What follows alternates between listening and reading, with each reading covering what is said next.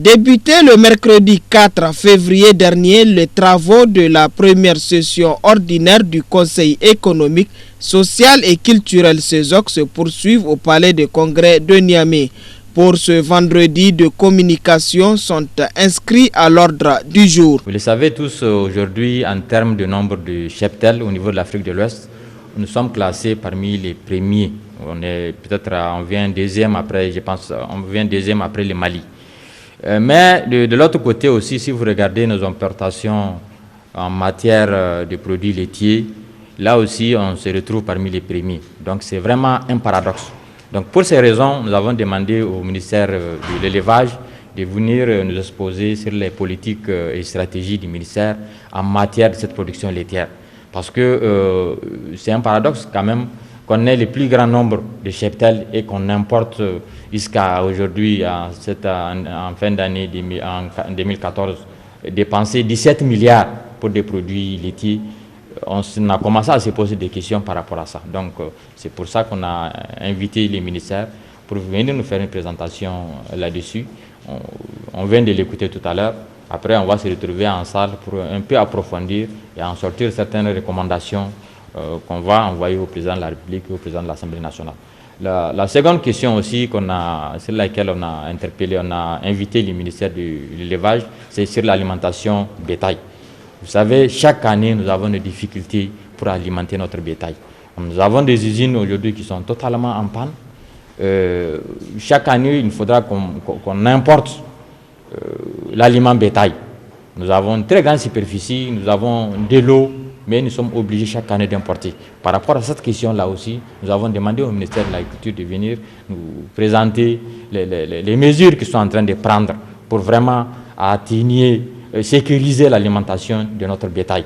Parce que vous le savez tous qu'aujourd'hui au Niger, l'élevage, c'est une des mamelles du pays. Selon le représentant du ministère de l'élevage, notre pays est doté d'une stratégie et une politique en la matière. Cependant, plusieurs contraintes existent.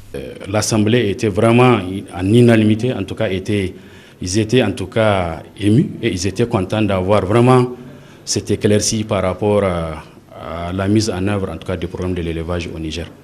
Et c'est ce qui nous a amené à tirer quelques conclusions. Et surtout, d'une manière ramassée, nous avons demandé à ce que, en tout cas, la loi qui stipule un peu donc, la création de la CAMEL, donc à l'image de la CAIMA pour le ministère de l'Agriculture, que cette loi, en tout cas, soit adoptée, donc avec le concours de ses conseillers.